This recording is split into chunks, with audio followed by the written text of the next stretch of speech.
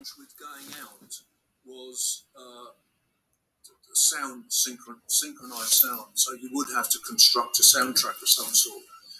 Whereas you could, in a room like this with that video camera, you could still set up microphones and pick up sound quite well. But outdoors, you had to really shoot silent and add it on. So that was one thing. Yeah. And how many cameras did the class have? Sorry. Oh, I had one. Only had yeah, one. That was why I was having to run a course where some people in the classroom were drawing, some were painting, some were taking photographs, and photography was wet photography. So it was a dark room. So again, you couldn't have lots and lots of people in there. There was no computing going on at all. So, I love teaching wet photography, but it's quite a complicated thing to run in a comprehensive school classroom. I don't remember how big the class was really, but it might have been 20, 25, something like that possibly. So it had to be very flexible. I've got a memory that when we went, I'm not sure if Brian would remember this, but my memory is that of the play park and one or two bits where there were lots of teenagers at the beginning, that actually we did it at half term. Well, we did in holidays. Yeah. We had to do this during holidays and weekends. Yeah. When the weather would allow us, because it was in the autumn. Early winter, wasn't it? Yeah, that's right. And just go out and film. Yeah. And a lot of it was spontaneous, The guy did like the handstand. He big show off. Well, the thing exactly. You put a camera on people, and they would sometimes do the most unexpected things. Oh yeah, he was really enjoying getting stuff out. Well, if the three students there, you had one who turned his back to the camera, didn't want to know. So you had the girl in the middle who did a little wave, she was doing drawings. But the guy on the left with the camera, right, here's my chance to show off in front of the camera. They would all be in their 40s or 50s now. Yeah. Have you met any? Great to know. No, we haven't. And that was filmed outside the Eldon building, which is now the courts. That was on the path there. And the two schoolgirls you see, we literally turned the camera around, and I think they were people you knew from St. Luke's. Yeah, they were. We said, can you just play up to the camera? So literally, that's what we did. And as they walked towards the camera, I noticed these three students sitting on a bench and hand across, and it was completely, just happened, just like that. So the appeal of the film, I guess, to the judges at the JVC was these little moments which work quite well in some ways. So it's a little time capsule of 1983. And did they choose the Radio Victory bits? I don't really know. Was it random? As Dave said, we couldn't use natural sound because there was no natural sound there. So we had to have a soundtrack. So the theory was, going back to the Humphrey Jennings, which is the Listen to Britain is of the same format. It goes from mid-afternoon and it's a timeline, and it goes to the middle of the afternoon the following day. So we did one day from morning till night, and we just took sound output from Radio Victory at the time, and it was little news reports and pieces of music. It all works quite well because the soundtrack you can hear at the play park is Donna Summer's Unconditional Love, which was with a band called Musical Youth. So it works quite well with the lyrics and what was happening. But we just literally took, I think you recorded a whole day's... I just did what you just picked up relevant bits. Yeah. And the time checks. They were saying through the day, now it's 10 o'clock, now it's 12 o'clock, now it's 3 o'clock in the afternoon, and then it finished at night time. So, it was quite crude in some ways, but it was following a form. It worked.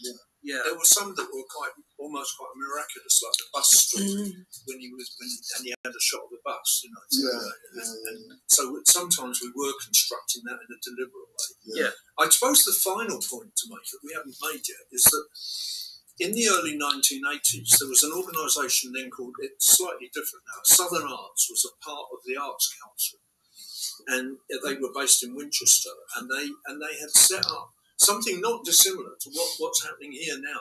They had set up in the Art College, the Eldon building, a man called Dave Baker to be a kind of local animateur for video production and filmmaking, which led eventually, I don't know whether anybody here would remember this, but it led eventually to the Hornpipe Arts Centre up in Kingston Road, Oddfellows, and upstairs there was a cinema called the Rendezvous Cinema, and also an area where you could make film and video production, and it was all funded.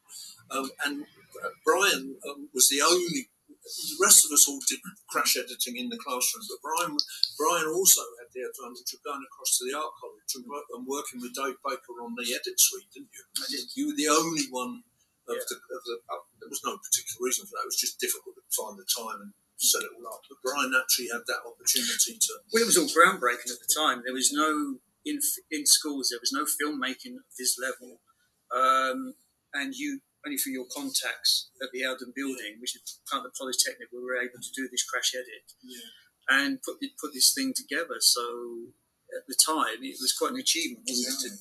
And I think there was a point about me as the teacher as well, which I really quite enjoyed in some ways. But you know, I was a teacher of painting and drawing because I'd done a first degree in painting and drawing, and I'd been teaching painting and drawing for some years, and I knew how to do it, and I still do it now. I didn't have a clue really about filmmaking in any formal sense. I just picked it up. I was about 6 months ahead of him, really, just figuring things out and working as hard as, and actually working with Dave Baker in the art college when he came. And he was teaching me stuff, you know, as we went along. In fact, the first time I ever made a video recording in my life, I wanted to record a documentary of some of our sixth formers making. They'd made a piece of dance. There was about 5 young women who'd made a piece of dance in the drama studio, and Dave agreed to come across with the video equipment and shoot this so that we could record it. So I wasn't doing anything other than standing next to him saying thank you very much. Except on that particular evening, he couldn't come. So he just gave me all the equipment and said, you better do it. And I didn't have a clue. I mean, he plugged 1 or 2 things in before we left, but I would never, ever used, well, that's not true, but I'd never used that particular kind of video equipment in my life before. And I went across and shot, and it just sort of took off, really. I don't know. I'd like to make one point. The whole reason why this has come back to life is because of this fantastic individual here, who is my volunteering coordinator for the City Council. I'm working with the libraries and the History Centre.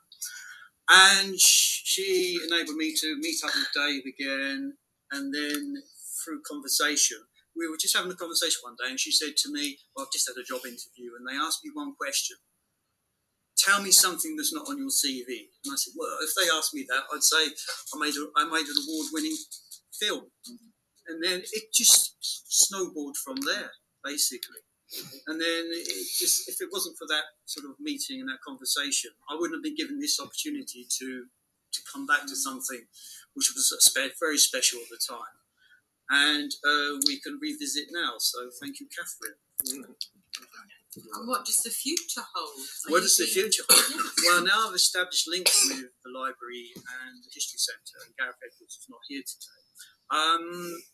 There will be opportunity for me to get involved in further projects of the history of Portsmouth. Not necessarily filmmaking, but there are projects in the pipeline which I've been taken on as an unofficial volunteer. So, no, I'd say it's official. It's official. Oh, yeah. So, would you want to make more films? I was going to say, did you make? I'd love to make a remake of that. Did you make any other films? Updated version. I made, in 1992, I was a student at a foundation course at it was then the Portsmouth College of Art and Design. It's now the Eldon building, which is the university. So I've got a show reel of all the films I made there. There's a few documentaries in there, information films and stuff like that, which a friend of mine, Rob here, has copied for me onto DVD. So I'm hoping to show them. So yeah, I made other films when I was at college. So yeah. So we're going to get a replay then, aren't we? Well, you can look at my show reel if you want to. I can bring it in. Yeah. So again, yeah, I can. I have a question. Go on. Yeah. What happened the footage that you didn't use in the film? What happened to? Raw footage that you didn't use. Good point. We filmed 2 hours of of film, and we used 8 minutes. Yes. So all that footage of areas of Bradford Junction, Bradford Road, which was being transformed, but all the housing was being knocked down in that area. No, but I'm asking what happened, the What real happened? footage, where is those raw You still got material? it? No, I haven't got I have no idea. As I said, it was. No. We took a lot of pictures, of course, during that time when the transforming of the city was going on. Yeah. Fratton Road, I think it was the co-op building, cooperative building, which was very people loved that building. We've taken pictures of that. I said Bradford Junction. So yeah, 2 hours footage we had, but lost now. You could keep it. It will be very, very good material. And It would have been. do It would have been another fantastic. film from it. But at that time, we didn't have resources. We probably just wiped the video because we didn't have the capacity to keep it. We had 30-minute tapes. So yeah, it's lost, unfortunately. The only reason there's a copy of that is because I kept it on VHS tape. It's been in the shed for 30 years. Dug out, and a friend of mine copied it onto DVD, and then somebody at the university copied it onto a little USB card, which I've given to you today. So that's the only copy. Well, I've got other copies, but it's the only copy. If I didn't have that copy, it would have been lost forever. But So in that time, your master copy was only VHS when you finished the project. yeah, that is from a VHS tape. That's terrible. 40-year-old VHS tape. You should have the beta master or something of it in that time being. You should really preserve your I know. raw footage. I know. Well, you had a copy. Didn't you? Well, It's been a long time. It's kind of embarrassing. I lost more than that. I had a little folder full of DVDs. I've got loads of folders full of different DVDs, all very carefully marked up. And the only one I can't find is the one at Portsmouth. And I've got all sorts of bits and pieces in there. I've got a couple of films in there that were made by people at the art college because they literally had an experimental filmmaking course in the early 1970s, and I had DVD copies of that. And I will swear that it's somewhere in my office. My office is utterly chaotic. And, one day I think they'll turn up, but at the minute I can't find any of them. But I mean, the other memory I've got in terms of like reusing tape is that they have been enormously generous in essentially buying me and these guys that camera. To spend something like £1,500 in my department on one thing, A lot of money. when I was having to buy paper and pencils and paint and all, it was incredible, really. The first video system that Hampshire schools adopted, there were 3 options in the early days. I don't know whether anybody would remember. And they really made a bad choice and went for Philips. It was Philips, Betamax and VHS. Philips tapes lasted 1 hour. And 45 years ago, they cost £15 each. Okay? So, once you'd used it, you had to reuse it. Now, we weren't working on Philips, we were working on VHS. I have my Betamax still. But it was, it was still really expensive. It was interesting because the Polly chose Betamax. And I still remember a guy called Laurie Tippins. I don't know whether you would remember him. He's a technician who I worked with for years. I still remember one of Laurie's jobs in about 1990 was to transfer everything that was on Betamax. And I don't just mean creative work. I mean television programs off Open University for science teachers. He had to transfer everything to VHS.